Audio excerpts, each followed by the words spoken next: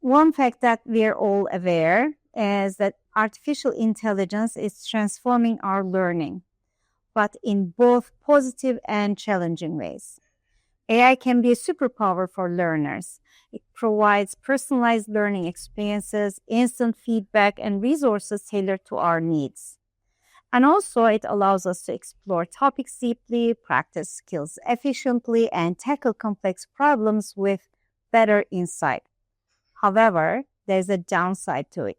There's a potential downside. If we over rely on AI, we risk weakening our own memory, attention, and critical thinking.